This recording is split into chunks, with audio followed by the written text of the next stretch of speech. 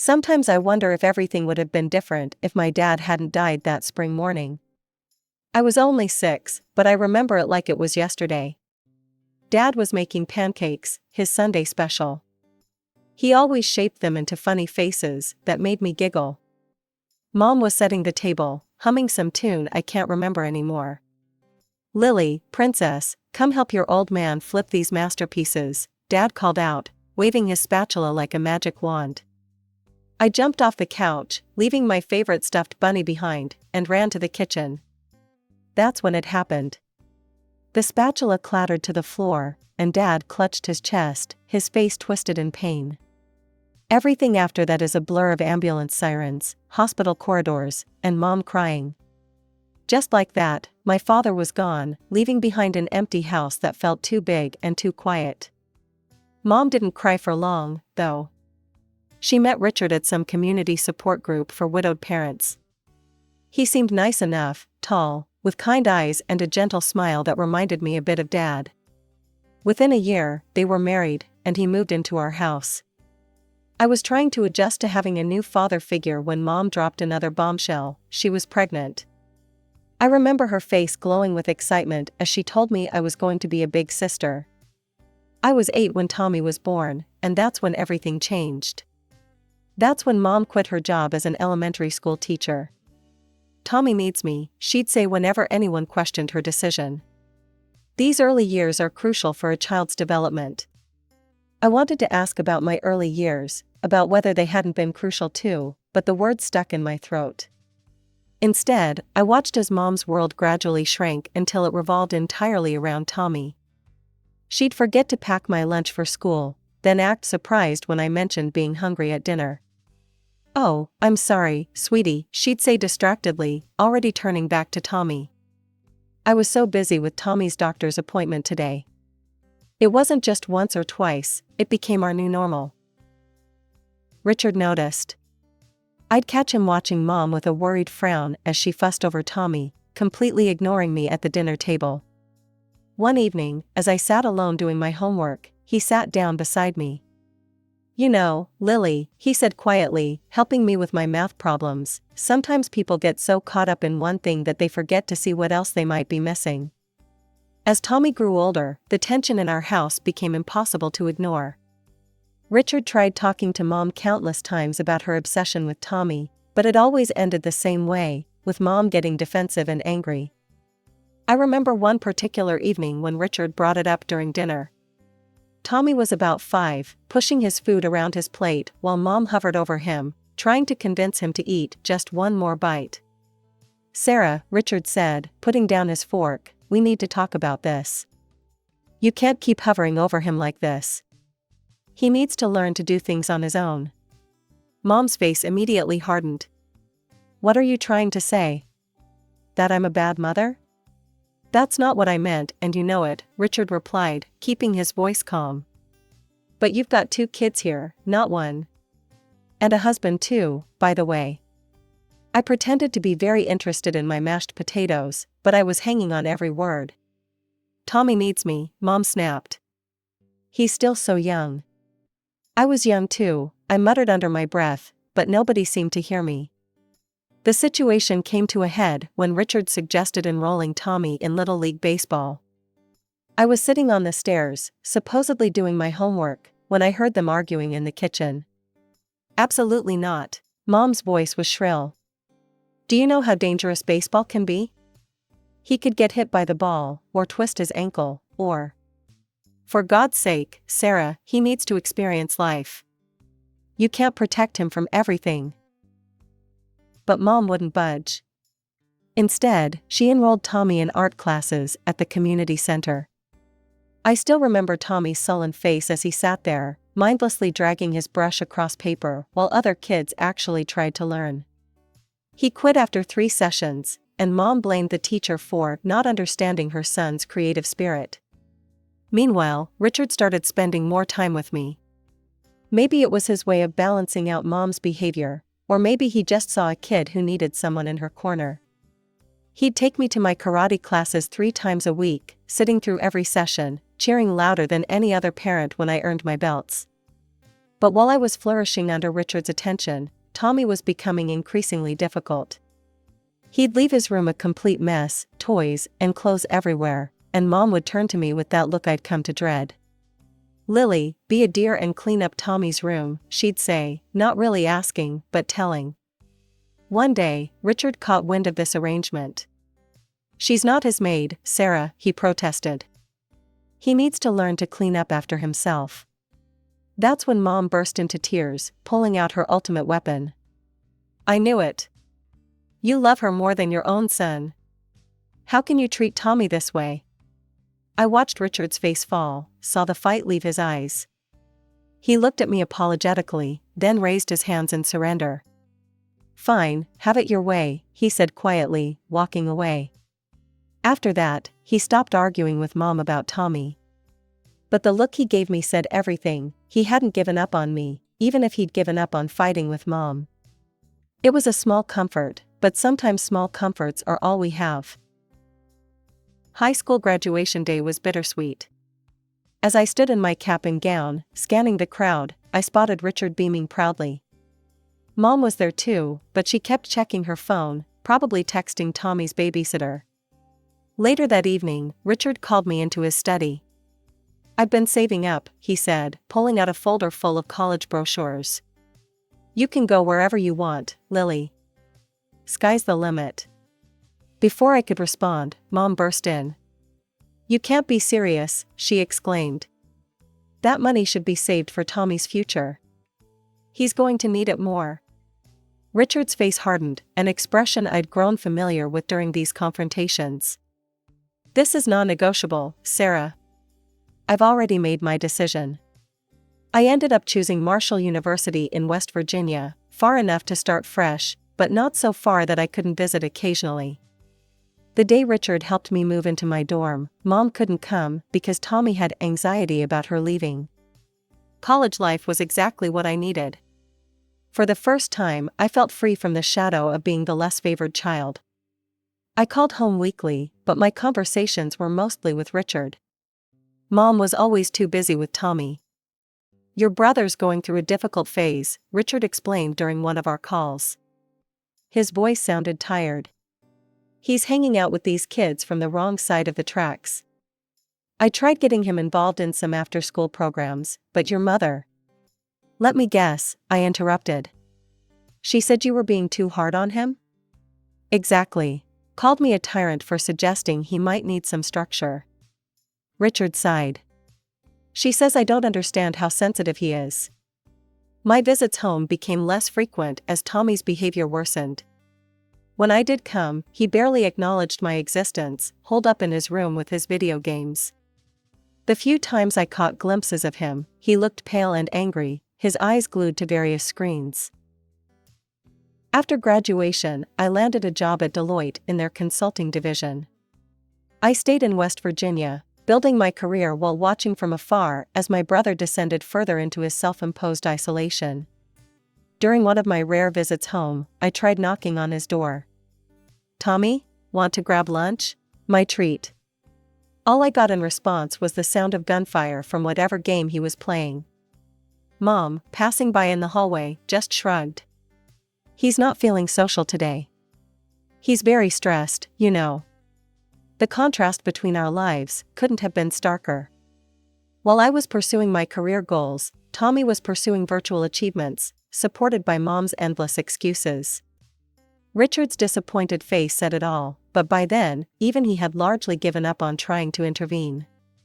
By 27, I had finally saved enough for a down payment on my own place. It wasn't huge, just a one-bedroom apartment in a decent neighborhood, but it was mine. The day I got the keys, I couldn't stop smiling. All those years of saving, of brown bag lunches and saying no to designer clothes, had finally paid off. "You all have to come see it," I said during my weekly call home. "I'm having a housewarming party next Saturday. I'll cook dinner, Richard, I'm even making your favorite lasagna." "Wouldn't miss it for the world, kiddo," Richard replied warmly. Mom's voice cut in on the other line. "Oh, honey, I don't think we can make it. Tommy has plans that day." "Plans?" I couldn't keep the skepticism out of my voice. What kind of plans? Very important ones, Mom said vaguely. I could hear Tommy's video game blasting in the background. The day of the housewarming, only Richard showed up. He brought a potted plant and a bottle of wine. Your mother sends her love, he said, but we both knew that was a lie. Over dinner, Richard filled me in on what was really happening at home. Tommy, now 20, hadn't bothered with college and spent his days either gaming or hanging out with his drinking buddies. Richard had tried to help, offering him a position at his construction company. Just as a starting point, you know, Richard explained, twirling pasta on his fork. Everyone needs to start somewhere. But Sarah, he shook his head. Sarah said it would be beneath him. Can you believe that? Said our Tommy was too intelligent for manual labor. Too intelligent to work, but not too intelligent to mooch off his parents? I muttered. Richard gave me a sad smile. I keep trying, Lily. God knows I keep trying. That was the last real conversation we had. 2 years later, I got the call that changed everything. Richard had collapsed at work, massive heart attack, just like my father. By the time I made it to the hospital, he was gone. The funeral was surreal. Mom put on quite a show, sobbing dramatically and telling anyone who would listen what a wonderful husband Richard had been. We were so happy, she wailed. How will we manage without him? I watched her performance with a mix of disgust and pity. Her tears weren't for Richard, they were for herself. I could see the wheels turning behind her grief-stricken facade. Richard had been the sole breadwinner. Without his income, how would she maintain Tommy in the lifestyle to which he'd become accustomed? Tommy didn't even bother to wear a proper suit to the funeral. He showed up in wrinkled khakis and a polo shirt that had seen better days. He spent most of the service staring at his phone while Mom made excuses for him. He's processing his grief in his own way. Standing there at Richard's grave, I couldn't help but think about how history had repeated itself.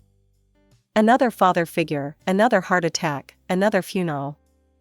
Only this time, I was old enough to see everything clearly, including the fact that Mom's tears were more about her bank account than her broken heart.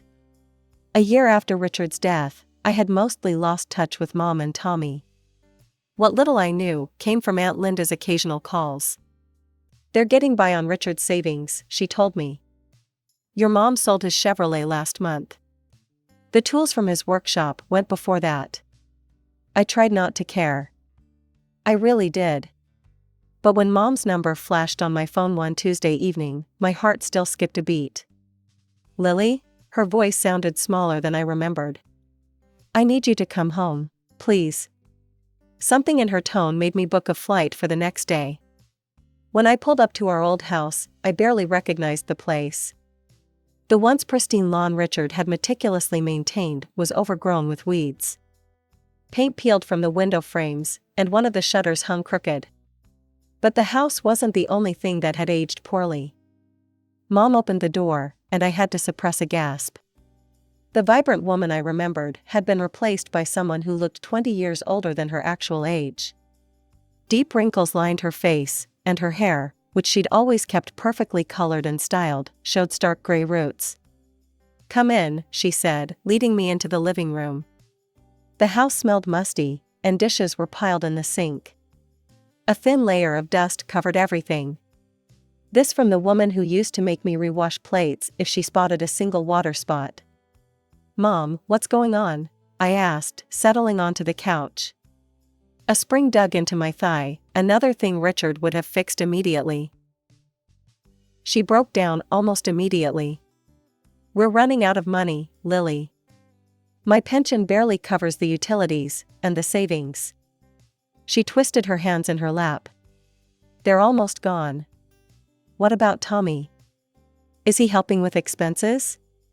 Mom's face did this complicated dance between embarrassment and defensiveness. He's looking for work. It's not his fault, these employers, they just don't understand him. The last place wanted him to start at 8 a.m. You know Tommy's not a morning person.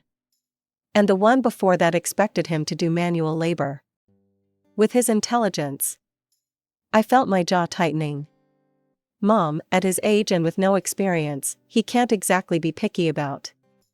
You don't understand, she cut me off, her voice rising to that familiar pitch that always preceded a Tommy defense. Then, abruptly, her tone changed. Lily, we need your help. We won't survive without it. I hate to ask, but you're doing so well in your career. I knew what was coming. Part of me wanted to refuse, to remind her of all the times she'd chosen Tommy over me. But looking at her worn face, the trembling hands, the desperate eyes, I couldn't. How much do you need? When she said $1,500 per month, I nearly choked. That was a significant chunk of my salary. But I found myself nodding anyway. Where's Tommy now? I asked as I prepared to leave, already regretting my decision.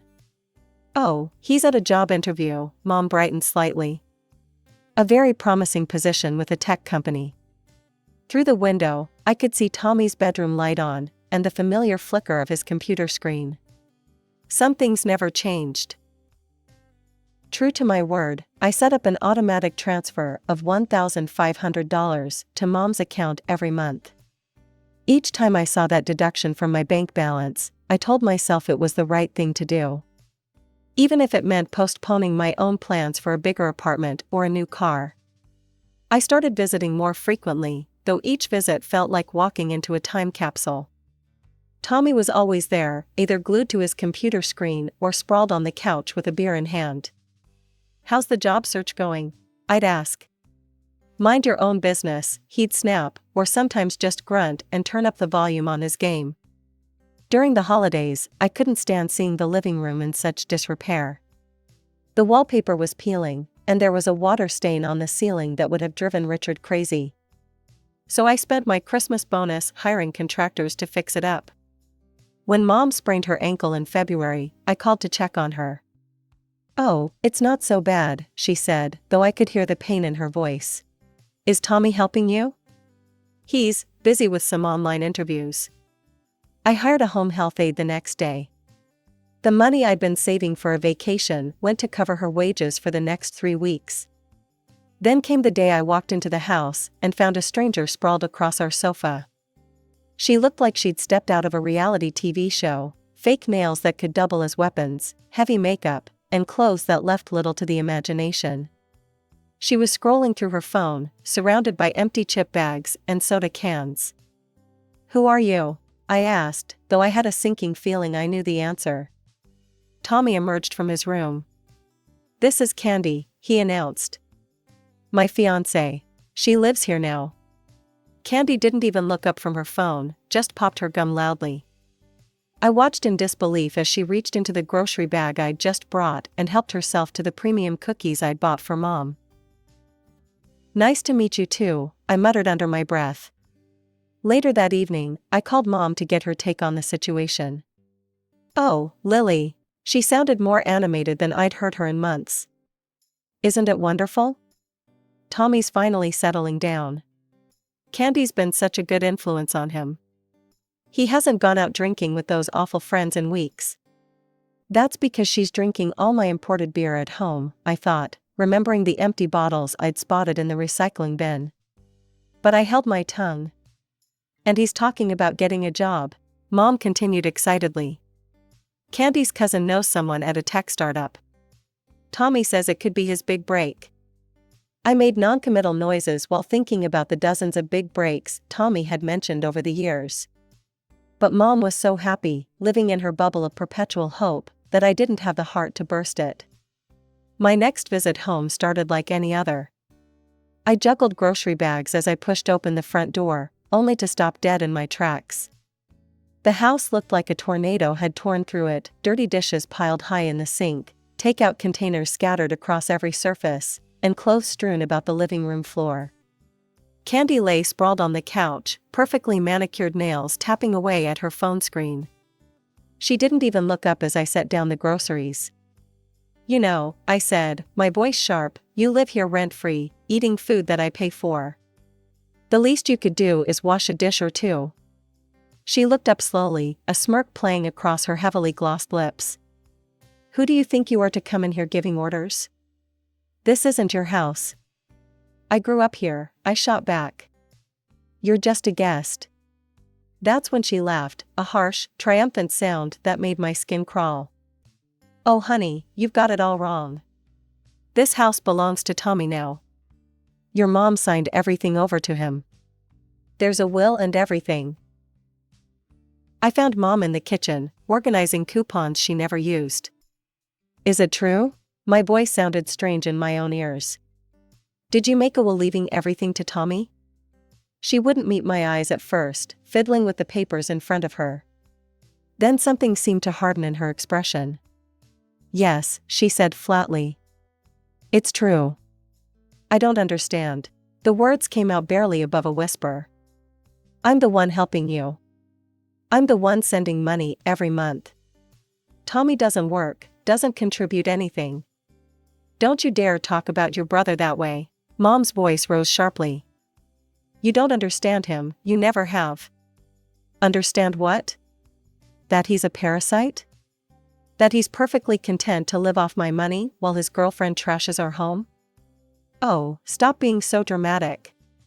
Mom's face twisted into something I didn't recognize. You want to know the truth? I never loved you the way I love Tommy. He's better than you in every way that matters. And I don't want to see you here anymore. The words hit like physical blows. All these years, I'd told myself that Mom did love me, she just showed it differently. That somewhere beneath her obsession with Tommy, she cared about me too. Now I knew better. I turned and walked out, Candy's triumphant laughter following me down the hall. 21 years of hoping, of making excuses, of trying to earn my mother's love, all of it ended with the quiet click of a door closing behind me. The drive home from Mom's house was a blur. I don't remember the 4-hour trip, don't remember climbing the stairs to my apartment, don't even remember sitting down on my couch. But I do remember the moment of clarity that came as I stared at my phone's banking app. The automatic transfer to Mom's account, $1,500, every month for the past year. My finger hovered over the screen for a moment before I decisively clicked Cancel Recurring Payment. For the next few weeks, I threw myself into work, trying to ignore the hole in my budget that suddenly felt like an opportunity rather than a burden. I started researching investment options for the money I'd been sending home. Maybe I could finally start saving for a house of my own, a real house, not just an apartment. Then, exactly 1 month after my last visit home, Mom called. The money didn't come through, she said without preamble. No hello, no how are you? There must be some mistake with the bank. There's no mistake, I replied, surprised by how steady my voice was. I canceled the transfers. There was a moment of stunned silence before she exploded. You what? How dare you? After everything I've done for you. I actually laughed at that. Everything you've done for me? Like what, Mom? Forgetting my existence? Forcing me to be Tommy's maid? Telling me you never loved me? That's different. She was using her familiar Tommy defense voice. You know I was upset. But you can't just stop helping us. We're counting on that money. Tommy and Candy are planning a vacation to Cancun, they need. A vacation? I interrupted, my voice rising. Tommy needs a vacation from what exactly? Playing video games? Drinking beer? Let me tell you something, Mom. Tommy doesn't need a vacation, he needs a job. How dare you speak about your brother that way? You're just jealous because... Because what? Because you left everything to him? Fine, you made your choice. Now he can take care of you. You ungrateful, mercenary little... The rest of her tirade dissolved into a stream of accusations and demands. I let her rant for a moment before speaking again. Goodbye, Mom. Don't call me again. I blocked her number before she could respond. But Mom wasn't done. Over the next few weeks, the messages started pouring in through every possible channel. Facebook messages about how she was struggling to pay bills. Instagram comments about what a terrible daughter I was. Emails detailing all the sacrifices she'd made for me, most of which I couldn't remember actually happening. Tommy joined in too, sending aggressive texts about how I was destroying the family. "Mom's crying because of you," he wrote. "You better start sending money again or else." I blocked him too, but not before replying, "Here's a crazy idea, try getting a job." Candy even tried reaching out through LinkedIn, of all places, with a long message about how I was breaking my poor mother's heart and how Tommy was too sensitive to handle the stress of work right now. I had to admire her creativity, at least. It's been 6 months now. I don't know how they're doing, and for the first time in my life, I don't feel guilty about that. Maybe they've finally realized that Tommy needs to support himself. Maybe they're still waiting for me to cave in and start sending money again. Maybe they've found someone else to manipulate. The truth is, I don't need to know. What I do know is that the $1,500 I used to send them every month has gone into a down payment fund for my own house. I know that I sleep better at night, no longer awakened by angry messages or guilt-tripping calls. I know that Richard would be proud of me for finally standing up for myself. The other day, I drove past a construction site and saw a "now hiring" sign. For a moment, I thought about taking a picture and sending it to Tommy. But then I just smiled and kept driving. Their problems aren't my problems anymore. Finally, after all these years, I'm free.